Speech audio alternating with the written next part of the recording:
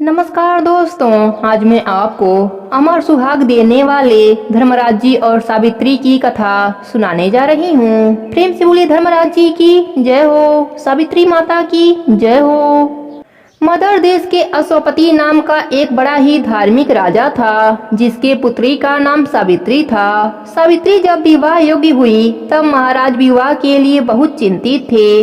एक दिन उन्होंने सावित्री को बुलाकर कहा, पुत्री, तुम अत्यंत विदुषी हो, अतः अपने अनुरूप पति की खोज तुम स्वयं ही कर लो। पिता की आज्ञा पाकर सावित्री वृद्ध एवं अत्यंत विद्यमान सैनिकों को साथ लेकर पति के खोज हेतु देश विदेश की यात्रा पर निकल पड़ी। जब वह अपना पर्यटन कर वापस अपने घर लौटी तो उस समय सावित्री के पिता नारद मुनि के साथ भागवत चर्चा कर रहे थे। सावित्री ने दोनों को प्रणाम किया और कहा, हे पिताजी, आपकी आज्ञा अनुसार मैं अपने पति का चुनाव करने के लिए अनेक देश का पर्यटन कर वापस लौटी हूँ। सल्व देश में दुष्यंत नाम के एक विख्यात और धर्मात्मा राजा थे, किंतु बाद में तयवश वह अंधे हो गए। जब वह अंधे हो गए उस समय उनका पुत्र बाल्य अवस्था में था। राजा के अंधेपन और बालक के बाल्य अवस्था का लाभ उठाकर उनके पड़ोसी राजा ने उनका राज्य छीन लिया। तब वह अपने पत्नी और पुत्र सत्यवान के साथ वन में चले गए और कठोर व्रत का पालन करने लगे। उनके पुत्र सत्यवान अब युवा हो गए हैं, वह सर्वथा मेरे योग्य हैं, इसलिए उन्हीं को मैंने पति रूप में चुना है। सावित्री की बातें सुनकर देवर्षि नारद बोले, हे राजन, पति के रूप में सत्यवान का चुनाव करके सावित्री ने बड़ी भूल की है। नारद जी के वचनों को सुनकर राजा चिंतित हो गए और बोले, हे ऋषिराज, सत्यवान में ऐसा कौन सा गुण है जो आप ऐसा कह रहे हैं? इस पर नारद जी ने कहा, राजन, सत्यवान तो वास्तव में सत्य का ही रूप है और समस्त गुणों का स्वामी है, किंतु वह अल्पायु है। उसकी आयु केवल 1 वर्ष शेष रह गई है, उसके बाद वह मृत्यु को प्राप्त हो जाएगा। देवर्षि की बातें सुनकर राजा ने सावित्री से कहा, पुत्री, तुम नारद मुनि के वचनों को सत्य मानकर किसी दूसरे उत्तम गुण वाले पुरुष को अपने पति के रूप में चुन लो। इस पर सावित्री बोली, हे पिताजी, भारतीय नारी अपने जीवन काल में केवल एक ही बार पति का वरण करती हैं। अब चाहे जो भी हो, मैं किसी दूसरे को पति के रूप में स्वीकार नहीं कर सकती हूँ। राजा को अपने पुत्री की बात को सुनकर विवश होना पड़ा और सावित्री के द्वारा चुने गए वर के साथ धूमधाम और पूरे विधि विधान के साथ विवाह करा दिया। विवाह के पश्चात सावित्री अपनी राशि वस्त्राभूषण को त्याग कर और सादा वस्त्र धारण कर अपने पति एवं सास ससुर के साथ वन में रहने लगी। पति और सास ससुर का सेवा ही उसका धर्म बन गया। किंतु ज्यों-ज्यों समय बीतता जाता था, सावित्री के मन का भय बढ़ता जाता था। अंततः वह दिन भी आ गया जिस दिन सत्यवान की मृत्यु निश्चित थी। उस दिन सावित्री ने निश्चय लिया कि वह आज अपने पति को एक पल के लिए भी अकेला नहीं छोड़ेगी। जब सत्यवान लकड़ी काटने हेतु कंधे पर कुल्हाड़ी रख बन जाने लगा तो सावित्री भी उसके पीछे पीछे जाने के लिए तैयार हो गई। सत्यवान ने उसे बहुत समझाया कि वन का मार्ग अत्यंत दुर्लभ है और वहां जाने में तुम्हें बहुत कष्ट होगा, किंतु सावित्री अपने बात पर अटल रही। अपने सास ससुर की आज्ञा लेकर सत्यवान के साथ गहन वन में चली गई। लकड़ी काटने के लिए सत्यवान एक वृक्ष पर चढ़ गए, किंतु थोड़ी ही देर बाद वह अस्वस्थ होकर पेड़ से उतर आए।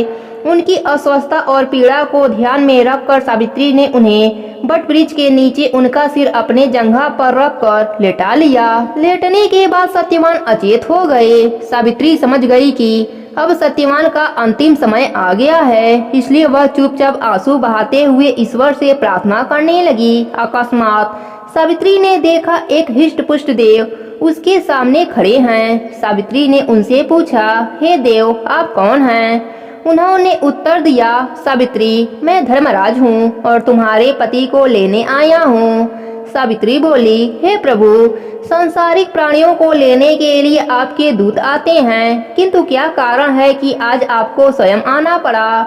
यमराज ने उत्तर दिया, देवी, सत्यवान धर्म आत्मा तथा गुणों का समुद्र हैं। मेरे दूत उन्हें ले जाने के योग्य नहीं हैं, इसलिए मुझे स्वयं आना पड़ा। इतना कहकर धर्मराज जी सत्यवान के आत्मा को लेकर चल पड़ते हैं। सावित्री अपने पति को ले जाते हुए देखकर स्वयं यमराज के पीछे पीछे चल पड़ी। कुछ देर जाने पर जब धर्मराज जी ने सावित्री को अपने पीछे आते देखा तो कहा, हे सावित्री, तुम मेरे पीछे मत आओ, क्योंकि तेरे पति की आयु पूर्ण हो चुकी है और अब वह तुम्हें नहीं मिल सकता। अच्छा होगा कि तुम लौट जाओ और अपने पति की अंतिम संस्कार कर। अब इस स्थान से आगे तुम नहीं जा सकती।